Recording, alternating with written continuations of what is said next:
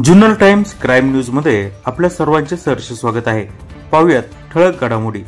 आंबेगाव तालुक्यातील निरगुडसर या गावामध्ये 16 वर्षीय अल्पवयीन मुलीचा विनयभंग केल्याप्रकरणी अमित तुकाराम पाचरणे राहणार निरगुडसर कारवस्ती या आरोपीवर पारगाव कारखाना पोलीस ठाण्यामध्ये गुन्हा दाखल करण्यात आला आहे। आरोपी अमित पाचरणे हा या अल्पवयीन मुलीचा पाठलाग करून तिला गाडीवर बसायला सांगायचा। तसेच सदर मुलगी ही सार्वजनिक गणपतीची आरती करण्यासाठी रस्त्यावरून जात असताना लघवीसाठी थांबली होती। यावेळी आरोपीने गाडीची लाईट पाडून हॉर्न वाजवून त्या मुलीचा विनयभंग केलाय। पारगाव पोलीस या प्रकरणी पुढील तपास करत आहेत। आळेफाटा पोलीस ठाण्याच्या हद्दीतील पिंपळवंडी या ठिकाणी 2 अल्पवयीन भावंडांना 5 जणांनी ऊसाच्या शेतामध्ये नेऊन या दोघाही भावंडांवर लैंगिक अत्याचार करून त्याचा व्हिडिओ व्हायरल केलाय।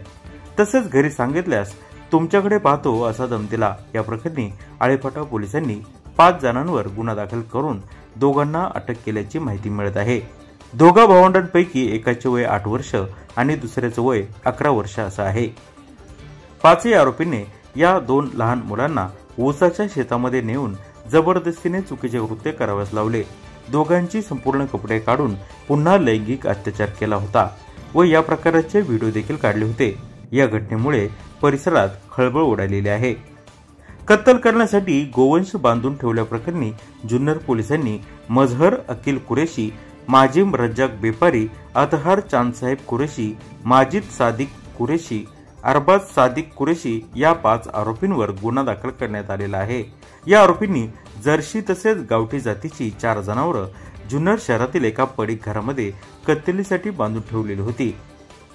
राजकीय पोस्टवर कमेंट केल्याच्या कारणावरून 4 जणांनी शिवीगाळ व दमदाटी केल्याप्रकरणी 4 आरोपींच्या विरोधात गोडेगाव पोलीस ठाण्यामध्ये अॅट्रॉसिटीचा गुन्हा दाखल करण्यात आलेला आहे। उमेश हंबीरराव काळे, शुभम उमेश काळे, ओंकार उमेश काळे व सेजल शुभम काळे अशी आरोपींची नावे आहेत। फिर्यादी नंदकुमार बोराडे यांनी फेसबुकवर राजकीय पोस्ट केली होती। त्याखाली शुभम काळे व नंदकुमार बोराडे यांनी कमेंट केली।